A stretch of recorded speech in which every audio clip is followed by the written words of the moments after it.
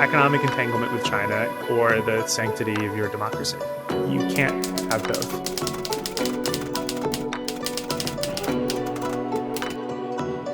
We provide data to investors, regulators that tells how exposed various entities are to China and the Chinese Communist Party.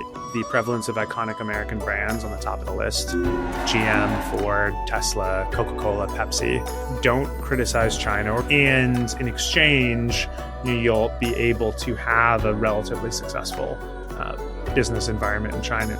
If not for British libel laws, there'd be a lot more reporting on ties between British MPs and influential Brits and the Communist Party.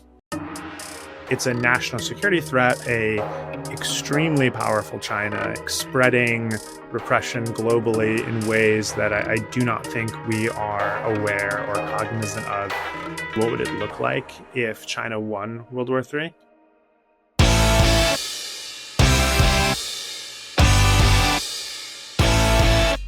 Today, I'm joined by journalist and China analyst Isaac Stone-Fish to expose how Western elites from big tech to Wall Street to academia have enabled the rise of the Chinese Communist Party inside of the West. We follow the red thread of CCP influence from Beijing into the heart of our own institutions and ask what happens if we don't push back. And speaking of Chinese influence, last week's guest, James Lindsay, warned of Maoist-style tactics fueling authoritarianism on both the left and the right. But that episode got heavily trolled and therefore throttled by YouTube.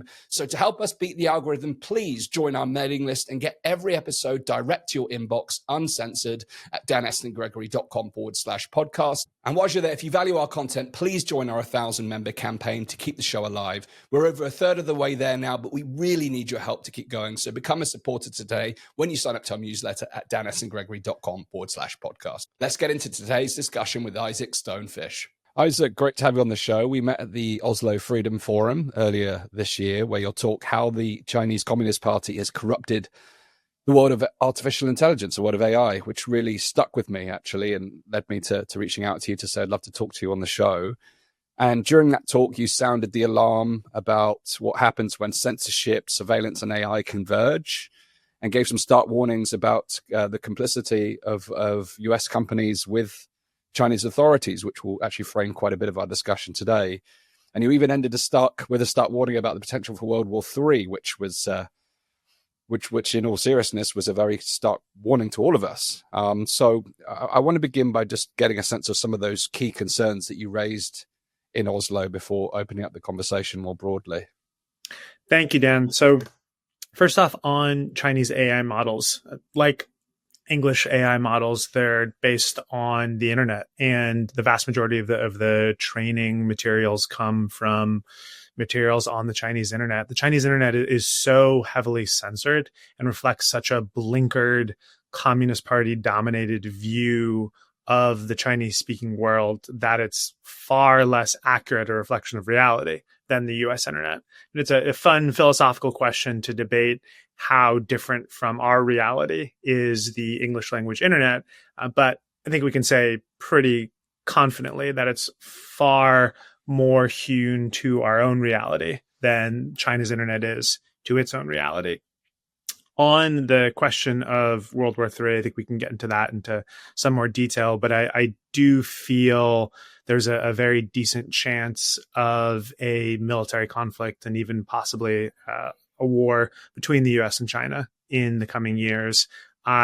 Before going on this, there was an article in Bloomberg about the head of the Communist Party's international department talking about how war between the United States and China would be unimaginable.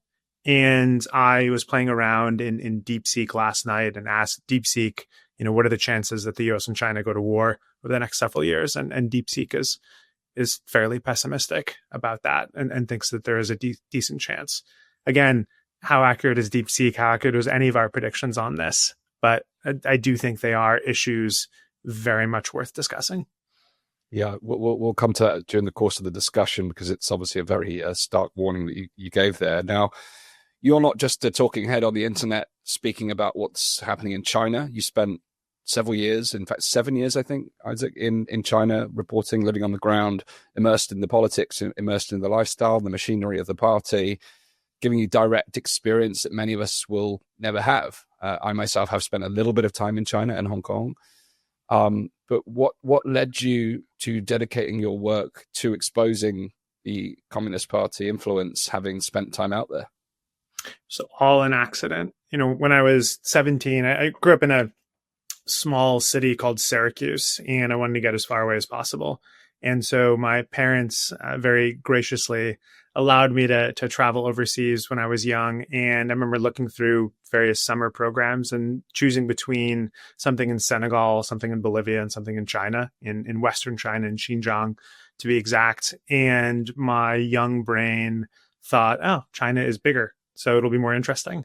And that's how I chose. And so started going then, spent a summer in Tibet when I was 18, college, studied Chinese literature, went to China several times throughout college, and then moved there after graduation to be a literary agent. And so none of the political intentions was there from the beginning. And certainly while I was living out there, I never expected to be doing what I was doing. And when you are there, the party and party control feels so much more inevitable, so much more a part of the fabric of reality than it does when you're on the outside looking in. Can you explain what you mean by that?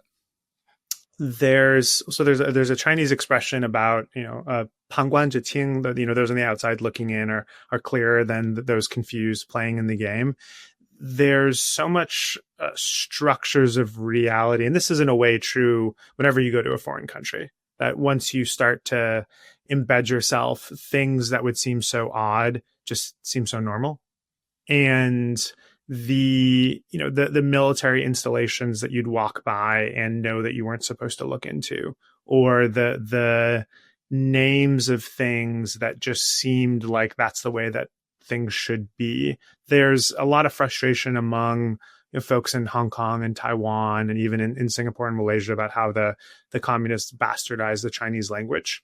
But the heavy politicization of not only ideas, but also places and entities. So Chinese cities, for example, almost all of the big cities have a people's park, have a workers' stadium, have a Liberation Road.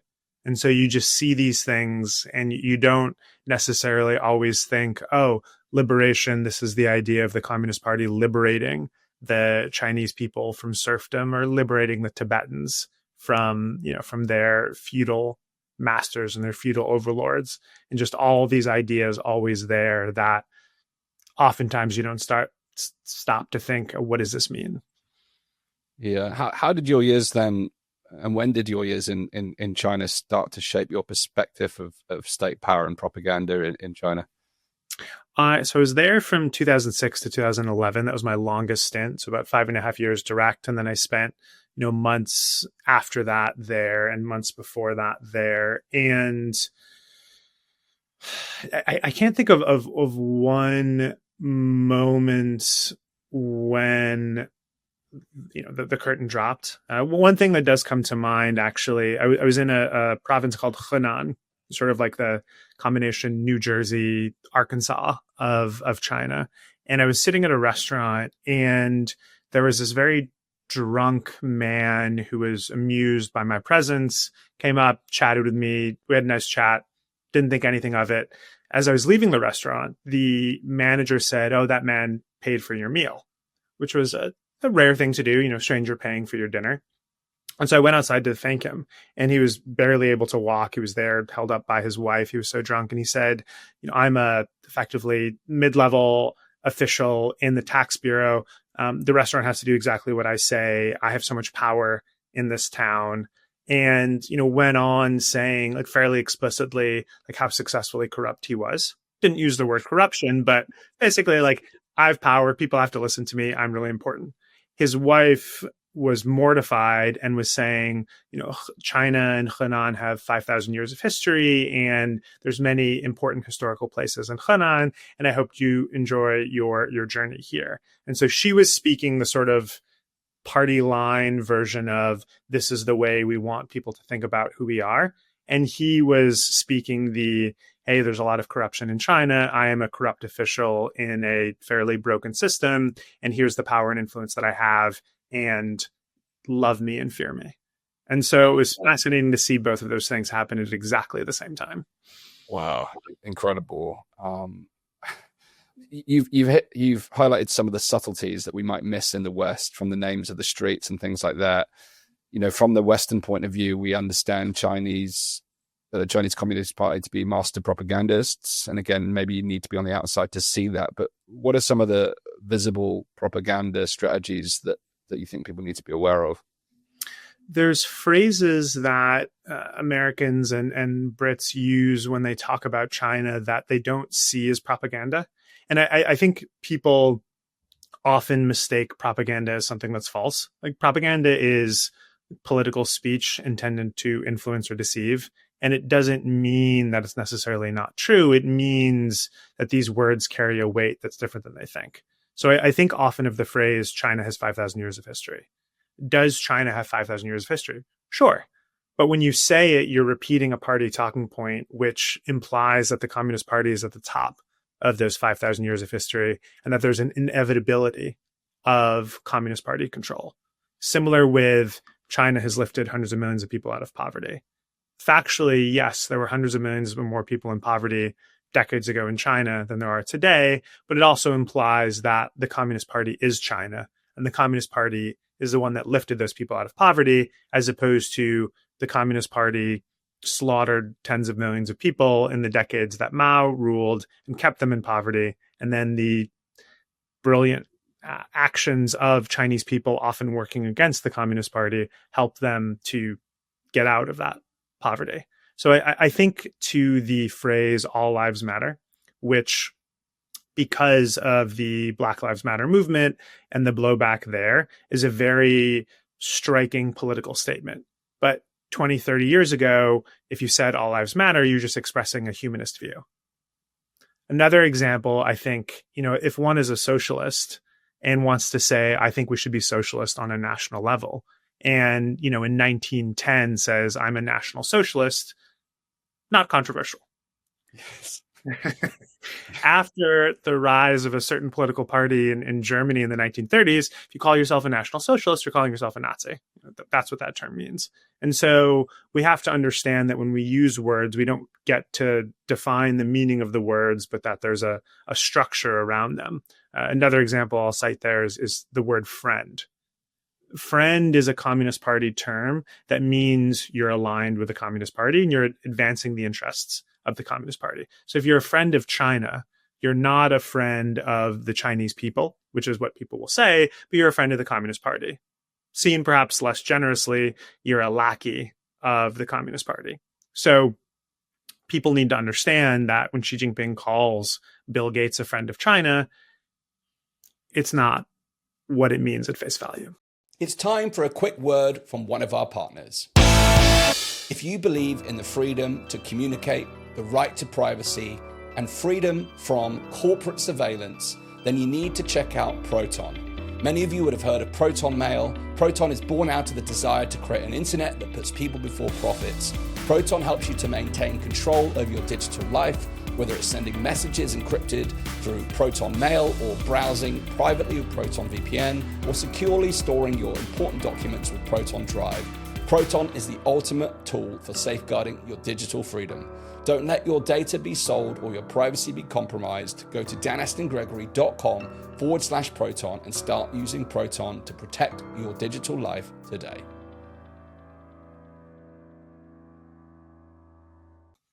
Interesting. Well, that's a really interesting segue to where I want to go next now, because for decades, it seems America and other parts of the West have assumed, including the UK, have assumed that engaging with China would somehow make China more liberal. But instead, it feels like the opposite is happening, with more authoritarian norms now seeping and creeping into the West, whether it's surveillance culture, censorship, government overreach, invading every area of our lives. Why do you think the liberal values didn't rub off on the CCP as hoped or predicted? I'm very glad you said liberal as opposed to left, because it has made the CCP more leftist. And, if we still want to divide things on right and left, the China and the party is a far left state. And You ask a great question. It's something that I debate a lot. And when I was working on my book, I spent a lot of time reading through news articles and essays from the 90s and the 2000s. And you wonder, could this have worked? Could the push for engagement to China liberalized or democratized China? Was that the right idea at the time? And I don't know. I'm still, it's easy with our hindsight is 2020 to say, well, that was a disaster because of how powerful and repressive China is today and how much it's been able to exert influence across its borders. But I don't know. I'm mixed about how fully we could condemn policymakers from decades ago for their naivete. But certainly where we are today is a extremely powerful China, in some measures more powerful than the United States, spreading repression globally in ways that I do not think we are aware or cognizant of, and which I think gets far less attention. I think the problem is with the real democratic backsliding under Trump, there's a lot more focus as the United States as a actor of chaos, which is the wrong interpretation. And I'll use a somewhat silly math analogy, but if the United States used to be, 8 on democracy and is now a 6, that's a major, major slide. And China has been a 2 or a 3 for a very long time. There's a sense, the US is worse than China or as bad as China because they go from 8 to 6, as opposed to there's a pretty radical difference between where these two are. And I can't imagine a United States ever getting to the level that China is from repression or autocracy perspective. It's incomprehensible to me. Sure. Yeah. I mean, the COVID chapter gave me a slight hint of what it might look like in the West in terms of government intervention and the control that they had over our lives and surveillance and censorship, etc. So I think we may have had a taste of it in the West. But yeah, as in terms of a long-term structural change, I hope not. I hope we're not on a slide towards that type of regime. Yes, I share your horror about government overreach during COVID and watching what was happening in China at the same time. And having seen what Beijing is capable of, I still think that they were far worse. And so, yeah, there's luckily for us, a very real difference between a taste and a full sealed into your apartment. Yes. Literally sealed into your apartment. Yeah.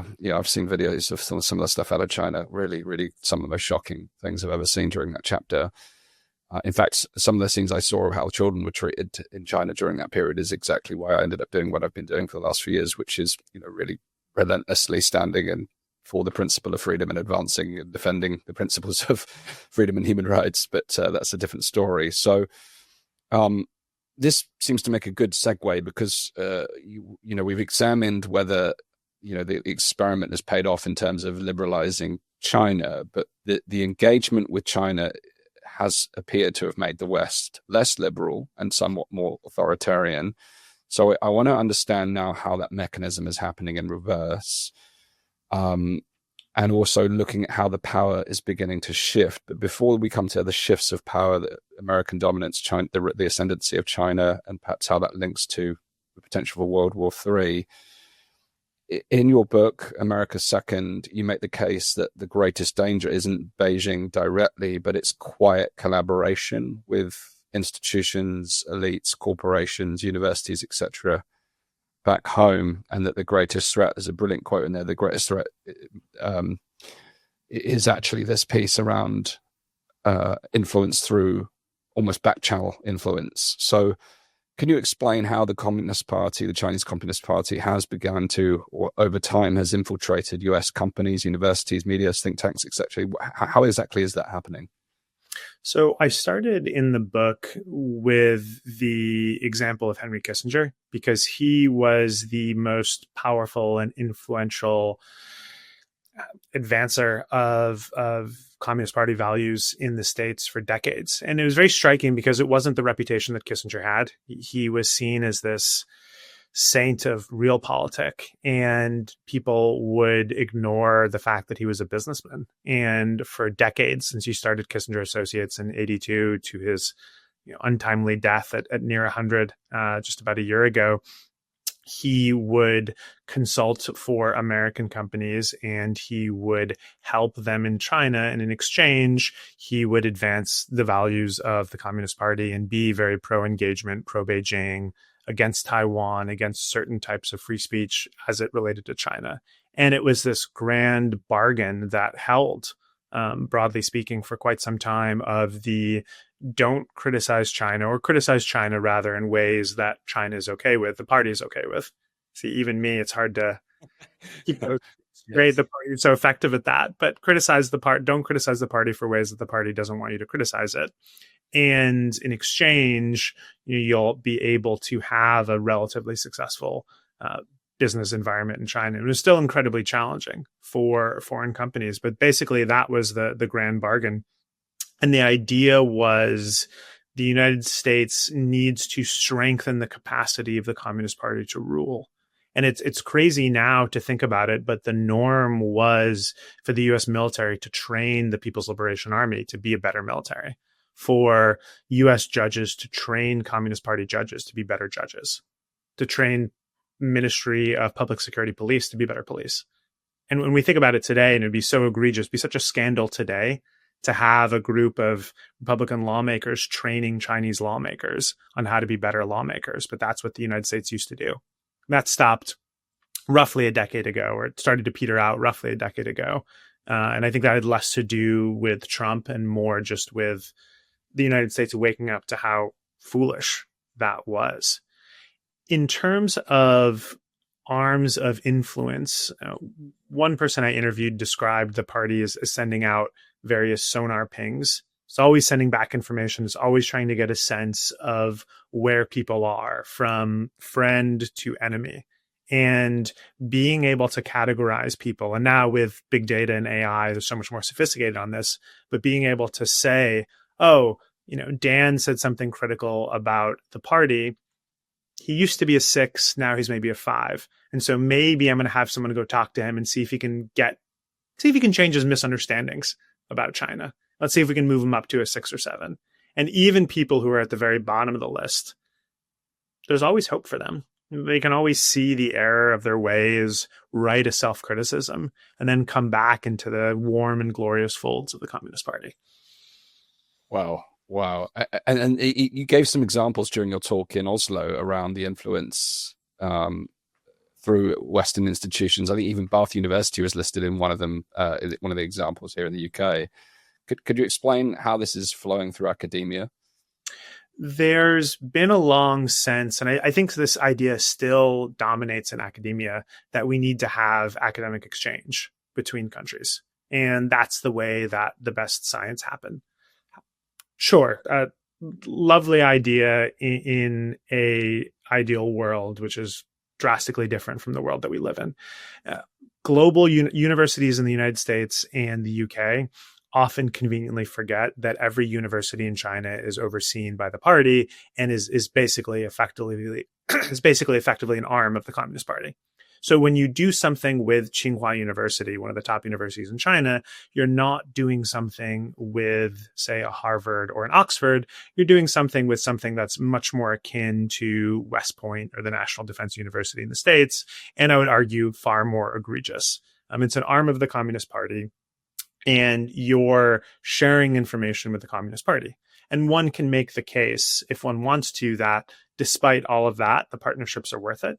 But oftentimes, people just don't admit that fact, and they forget that is a very important issue on it. There's a New Yorker profile maybe 2 years ago about a Chinese chess prodigy who was also a professor at Shenzhen University. And the piece just never mentioned that she was a government employee. It seems like a pretty relevant and important fact, regardless of what you think about the Communist Party. That is the most important thing about her employment. And so, imagine a piece about someone at the State Department which just doesn't mention that he works at the State Department, or mentions that he works at some entity but forgets about its ties to the State Department. These things are so incredibly important, and yet we're so trained to overlook them. I'm pretty sure recently in the last 12 to 18 months, there was someone unearthed in the British government who had turned out to be from the Chinese Communist Party, and again, hadn't been mentioned, casually overlooked that fact. I'm very frustrated by British libel laws because there's so much more there. And if not for British libel laws, there'd be a lot more reporting on ties between British MPs and influential Brits and the Communist Party. Interesting. Yeah, I want to talk about the UK in a moment. Now, what about in terms of exporting the ideas of the Chinese Communist Party? To what extent is this happening through these channels, whether it's through news media, academia, corporations? What extent do you think this is happening? Basically, the broad difference between Chinese export of ideas and Russian export of ideas is, for China, it's much more about the perception of China. Russia has probably a broader remit on what they're trying to get people to think. For China, it's, the goal of Chinese propaganda is to shape the perception of China. And as Beijing grows more and more entangled with the rest of the world, as it becomes a more and more important security threat, those issues just become all the more important. And so it's not like one can't say, oh, this is what China does, and it's just in a different sphere. It touches us all. And so the idea that China comes in peace, so that China doesn't want war, that was when we were talking about 5,000 years of history, hundreds of millions of people out of poverty, the third one that always comes to mind is, China doesn't want war. Which, what does that mean? How do we think about it? What is China? Can one country think the same about all these things? I mean, it's a flimsy argument, but it's something that's stuck in their head through repetition. And so through academic speech, through TikTok, through writings and speeches from Communist Party officials, and through businesses, universities, and intellectuals with ties to China, we have, I would argue, this far more blinkered, inaccurate view of like where Beijing is and where the party should be.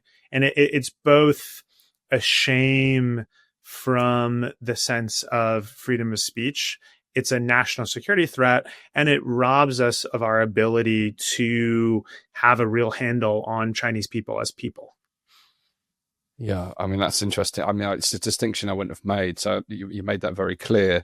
Now, and that makes sense in a way in terms of what I'm going to ask you next, because really that exporting of an idea of what China represents to the Western audience, directly correlates, I suppose, with the worldview that we might have around China as a nation and the Chinese Communist Party, but may also grease the wheels for Western companies to engage with China directly. And you've recently released a top 200 report, which ranks General Motors, Apple, Amazon, Microsoft among the top companies exposed to China. What does this ranking, and please do explain also the background to this work and how this is distinct from your book and the organization that you started. I'm curious to hear a little bit about that backstory before then learning about what these rankings actually reveal and what we can deduce from them. So I run a company called Strategy Risks, and one of the things that Strategy Risks does is quantifies corporate exposure to China. And we provide data to investors, regulators, corporates that tells how exposed various entities are to China and the Chinese Communist Party. And we feel like this is the most important risk factor that people are not tracking. And our risk factors look at business fundamentals, partnerships and politics, ties to regional issues like Xinjiang and Tibet, supply chain, and then also opacity. I think this is probably the old, journalist or advocate in me. We give people better scores if they're transparent. So if you're doing something wrong and you're disclosing that, great, that's important. We're glad you're sharing that information. We appreciate that. The partnerships and politics piece is the one that we feel like people most often misunderstand or don't want to track. And that's, how are these companies engaging with the Chinese Communist Party? And it's such an important distinction that China and the party are different. And that even though major Chinese companies like Alibaba and Tencent have close ties to the party, and often act as proxies for party interests, there's a real difference between them and Bank of China, ICBC, CNPC, companies that are fully state-owned or mostly state-owned and are arms. of the Communist Party. Okay, so then what does this report tell us then about American companies in particular, and why should people be concerned? So one thing that I thought was very striking about our top 10 was the prevalence of iconic American brands on the top of the list. GM, Ford, Tesla, Coca-Cola, Pepsi were all in the top 10. Microsoft, ranks quite high as well. And what it is it's both concerning from a human rights perspective, but also really just from a investor transparency perspective. Like, this is very important information that investors and regulators need to make decisions on their holdings of these companies. And, again, we're not saying, hey, because General Motors, has this score, you should buy or sell General Motors stock. We're saying, hey, this is a really important factor that you should consider in your engagement with GM. Similar with Tesla. Tesla is very high on the list because of the business they do in China and because of the ties to Xinjiang. And we think this is incredibly important as you navigate your way with Tesla.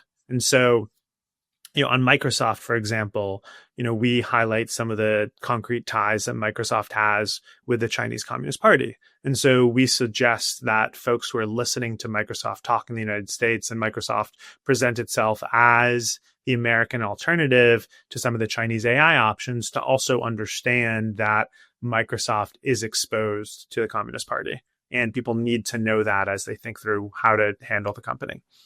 Sure. You mentioned Tesla, and I think you have to correct me if I'm wrong, but I think I cite you as saying that Elon Musk is one of history's greatest conflicts of interest. Is that correct? And what did you mean by that? So it's, first off, one has to admire someone who has both built a company that is so heavily entangled with the Chinese Communist Party, Tesla, and built a weapons company, SpaceX, which has fairly limited China involvement and is one of the potential pillars of a war with China that is probably looming. And we're still seeing him unfold whatever may come next with this new political party that he says he's going to build. And, from Democrat to Republican, it takes someone with a more sophisticated intelligence than me, or perhaps a poet, to describe exactly how he's flitting among these radically different sectors of society and how he's managed to do so while very successfully running major businesses. And I think with Tesla too, it's Tesla's backsliding, and like Tesla's poor performance over the last several months or years, depending on how you see it, is in a way akin to the point that I made about the United States and its backsliding. Even if Tesla, loses 90% of its value, we still have to give Musk incredible credit for what he's built and, how successful Tesla has been. And so, on the one hand, absolutely brilliant, world-class businessman. On the other hand, heavily exposed to the Chinese Communist Party and such a free speech disaster when it comes to China. The really important point about Elon Musk is not that Elon Musk speaks differently about China than other tech CEOs. We could do a blind taste test with Elon Musk's China quotes and Tim Cook's China quotes, and or Brad Smith's China quotes. It'd be very difficult to tell who is who.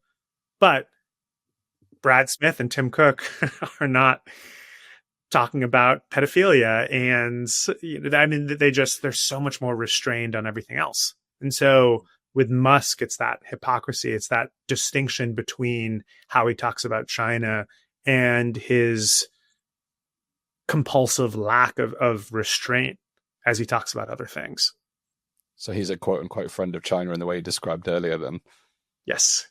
And I would say, Tim Cook and Brad Smith are also friends of China, but Tim Cook's not tweeting at 2 a.m. about whatever's on his mind or about, ties to Jeffrey Epstein. I mean, he doesn't do that. He is professional, so to speak, on all of these elements. Well, it's a bit of a segue, but did I also correctly read that you predicted the spat between Musk and Trump? Oh, yeah, yes. And I think a lot of folks, thought that this was, who is it? Was it I always forget if it was Daedalus or Icarus who flew too close to the sun. But, at some point, those wings would start melting and he would fall down to Earth. And so it's been, get your popcorn. It's been fun to watch. Well, to keep it on track, what happens when the titans of innovation that you've mentioned are explicitly and economically beholden to authoritarian regimes like the CCP? It corrodes American and European trust in the brand. It poses national security threats. One remembers vividly and will remember the pager attacks that Israel did with Hezbollah and the drone manufacturing they were able to do in Iran. And the Beijing's dominance of global supply chains makes that child's play for them if they would choose to do so. DJI drones are so prevalent in the United States and so easy to be I mean, they're weapons anyway. You don't need to further weaponize a weapon. So there's so many national security threats with that. And because of major U.S. corporate exposure to China, you don't see nearly enough American CEOs speaking out about this in ways that would be very helpful for American interest. A quick break for a word from one of our partners. In times of economic uncertainty, gold has always been used as a safe haven for wealth. It's a tangible asset that has historically held its value even when markets were volatile. And now more than ever, it's crucial to have physical assets that can protect your wealth. That's why we've partnered with the Pure Gold Company. They offer a secure, reliable way to buy physical gold bullion and precious metals, whether you're looking to diversify your portfolio, hedge against inflation, or simply protect your savings. With fully insured gold products stored in world-class private vaults, you can rest assured that your physical gold is safe and secure.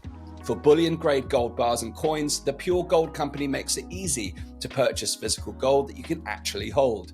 If you're ready to take action and safeguard your wealth, then visit danastingregory.com/gold to download your free guide and take advantage of a free consultation to explore your gold bullion options.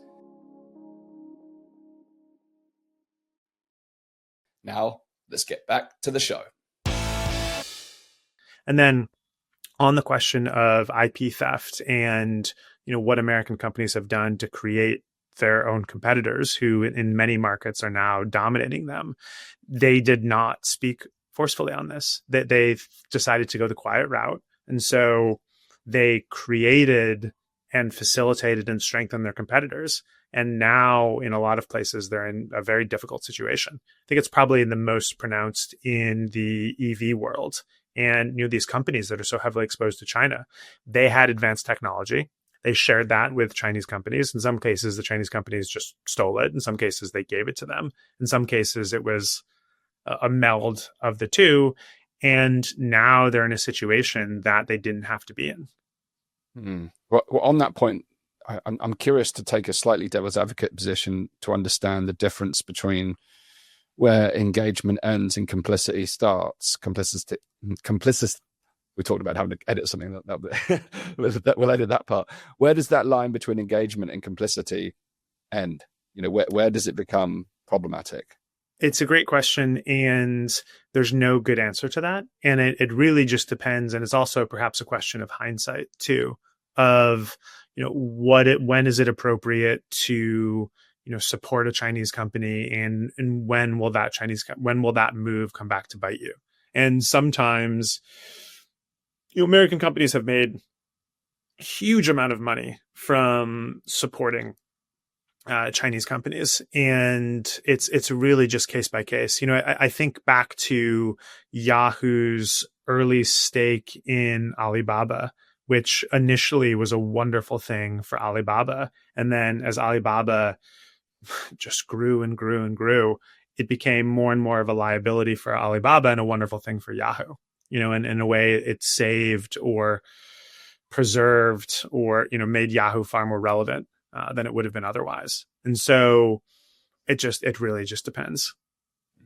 Makes sense. Now, someone you cite in your book, Ray Dalio, one of the most well-known investors on the planet, celebrated in financial circles. You name him as part of the problem in your book, and in your view as a help to enable Beijing's rise. Yet at the same time, in a lot of his market commentary now, he's talking about the decline of US dominance and that China is a new superpower. His great video that's gone mega viral about changing economic orders, clearly positions America in decline and the rise of China, and China taking on the role of the new, not only the new global superpower, but also the reserve currency of the world, potentially following the US dollar. To what extent has he helped create that? And more importantly, what kind of world are we looking at if China does become the new global superpower and does take over the role of, or the reins of, world currency? There's a fantastic book about Bridgewater by a New York Times reporter, Rob Copeland, and he reveals that for a period, Bridgewater was governed by a Politburo because Ray Dalio was so taken by the ideas of communist governance that he created a Politburo inside the company. And so I always thought it was fascinating, what do China and Bridgewater and Hamas have in common? They're all run by a Politburo.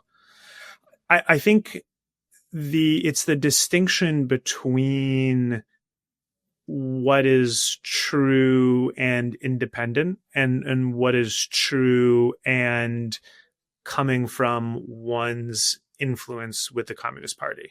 So Ray Dalio could be absolutely accurate in his prognostication of US decline and China's economic dominance. And the facts, the problem isn't, is this accurate information? It is, what is the influence of China that's coming through this? How do we think about this? And I should say at this point, I am not an objective observer. I have conflicts of interest myself. I work with large companies. That changes the way that I speak. And I want to be very careful not to pretend that I'm, above this or outside this. Like, I am also part of this. There's two quotes in my book, and then I'll get to your question about Chinese dominance. Two quotes in my book that I'll often come to mind. One is a Kissinger client who said, show me a system, show me a situation with no conflicts of interest, and I'll show you a level of mediocrity where nothing ever gets done, which I don't know if I agree with, but I find fascinating. And then Mao Zedong, I think it was, said, clear water has no fish. Kind of his homespun wisdom, kind of the idea of, okay, so if we're not corrupt, if we're not engaging, if we're not in the mud, so to speak, what are we doing? And so again, I don't know if I agree with that either, but it strikes me. On the question of China's dominance, I say at the end of the book, and I don't know if I still agree with this, I'd want to think about it some more, but I'd say, a healthy democratic China as the world's most powerful country would not be a problem to me. The problem is China ruled by a cruel, capricious, despotic communist party. And what does that mean globally? What would it look like if China won World War III? I think it would be a reshaping of the global order to better fit Beijing's interests in ways that would be very, very cruel to many people around the world. And I think in this one, people do not distinguish from what Beijing says and what Beijing does. And so I hear European officials talk about how China is the one that's trying to keep the established global order. And that is false. China is the one saying that they want to keep the established global order. Trump is saying he wants to change it. China is saying they want to keep it, but they don't want to keep it. They want to reshape it so that it fits Beijing's needs. Big difference between what they say and what they do. Yeah, it's interesting. I mean, this is such a silly parallel, but we're watching Yellowstone at the moment, and it's the episode where John Dutton, I don't know if you know the story, but he's just become governor of the state of Montana. And right after he gives his inauguration speech, he's in the car with his family saying, every decision we make is not for Montana, it's for my ranch. So publicly he's saying we're doing this for the state. Privately, he's doing it all to advance his own aims, and that story is directly in parallel what you've just shared, which is why I think it's relevant. Any Yellowstone fans, let us know in the comments. But to that point, and you're absolutely right. That to me is my public perception.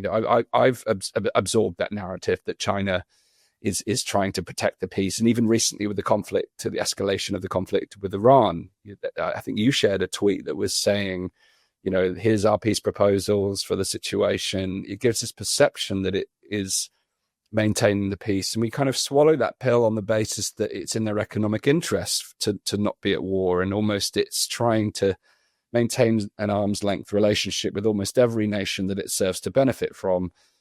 So what extent is that then true? Is there a glimmer of truth to that on the basis they don't want to disrupt their economic interests overseas versus actually being a peacemaker? Their political interests dominate their economic interests. And so there's so much more focus on China's economy and not nearly enough focus on its politics. And that's by design. The goal is to normalize China's political system globally. And so every time someone says President Xi Jinping, an angel dies, there's no president in the Chinese system. The roles that Xi Jinping has that matters here, he's the general secretary of the Communist Party. That's the most important role that he has. He's the chairman of the Central Military Commission, which is the body that oversees the military. And he's the chairman of China, sort of like a prime minister type position. There's a word in Chinese for president. People use it all the time. They say President Trump, but no one calls him President Xi in Chinese. They just do it in English to try to distract from the authoritarian and heavily communist or socialist nature of the political structure. And so we have to be very careful not to say things in English that they don't say in Chinese because they're so markedly false. If they wanted to call him president, they could. So that idea of Xi Jinping as president for life, too. He's chairman for life or general secretary for life until he gets stabbed in the back and falls down. We'll see. It's always a possibility in systems like this.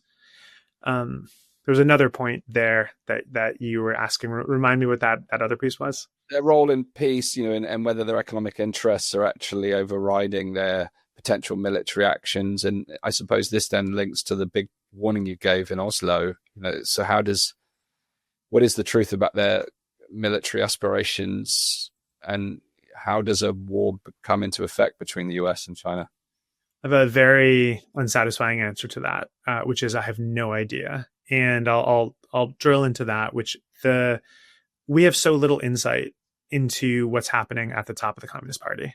We really don't know if Xi Jinping wants to invade Taiwan and is ready to do it tomorrow, but generals or elders of the party are holding him back, or if Xi Jinping has no desire to ever invade Taiwan or wants peace with the United States and it's other people who don't, or vice versa.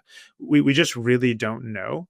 And so we have to build into our predictive models, both actually from a data perspective, but also from a rhetoric perspective, our ignorance of what happens at the top of the Communist Party. We can see reflections, we can see signs and symbols, but the level of opacity there is mind-blowing. Xi Jinping could be dead. He's almost certainly not. The odds of that are very, very slim, but we don't know. There's a lot of very basic things like that are just very difficult to know. I think back, there's an essay that Perry Link wrote a decade or two ago about like the mysteries of the Communist Party. So in the 70s, Lin Biao, who was Mao Zedong's chosen successor, seemed to try to implement a coup against Mao, backed by the Soviets. That failed. He seemed to try to flee to Russia. His plane was shot down or had a mechanical accident and he died. We still don't know what happened there. So one of the most important figures in Chinese history, we still don't know how he died. I mean, he died in a plane crash, we think. But so that there's so many key things like that, that have happened in the past and are true today that we do not know. And so we have to think that there's a wider range of possibilities, and we need to keep that ambiguity alive in our decision making. And then are you able to even speculate what the catalyst may be with an eventual World War III with China? So another unsatisfying answer to that, and I do enjoy speculating, but I think back on Gavrilo Princip's assassination of Franz Ferdinand and the spark that started World War I. And I think if you and I were chatting in 1911 and I said to you, I think the European countries may go to war, you'd think that was perhaps a reasonable assumption, maybe a little out there, but something that I could say. If I were to say hey, a Serbian nationalist is going to assassinate a obscure member of an Austrian dynasty, and that's going to cause war, you just look at me like I was crazy. And the ability to guess that, I think is basically impossible. That was an accident of history that caused all of that friction, or that caused the explosion based on where the tectonic plates were moving. And so I think World War III will start by a similar action, and similar in the sense that we will not be able to predict it in advance. An assassination, the slaughter of some Americans, a drone attack, a Japanese politician disappearing. There's thousands of different things that could happen. I think back somewhat mordantly on those spy balloons and wonder how many, imagine one of those exploded over Montana. How many Americans would have had to die for us to be in World War III? It's not that many. It's some. Do you think it would necessarily take a military form rather than an economic war? It's also really difficult to know. It's possible that a blockade, or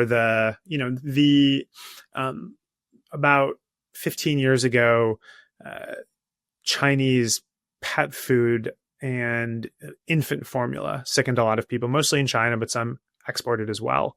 Something like that happening today could be seen as far more egregious. The hacking that Beijing has done into the United States system, if the US decided to call that an act of war, I think that would be justified. They haven't decided that. It's probably better that they haven't. But something like that, if other factors are in place, could also be the spark. Yeah, I mean, I've even heard down to exposure. The utility grid, the energy grid in the US is largely subject to Chinese manufacturers, and there's a real risk there in terms of some sort of microchip being placed in these things, giving external control.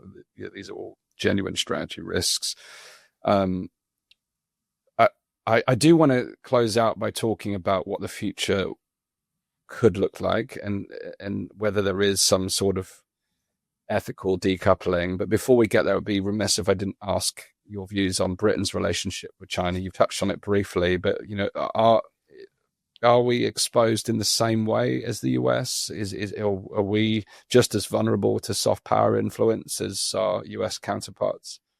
I'd say it's worse in the UK. I was horrified to read that London sees Beijing as undermining British democracy, and in nearly the same breath, we need to trade more with China. They're just, it's frightful. It's a frightful level of naivete. It's pick one. Your economic entanglement with China and what that brings, or the sanctity of your democracy. You can't have both. You're going to continue to erode your democracy, or you're going to decouple some from China. Yeah, well, on that point, then, if we've already ceded ground, whether it's economically, politically, institutionally, even morally, what does reclaiming sovereignty, whether it's the US or UK, actually look like in practice, in your view?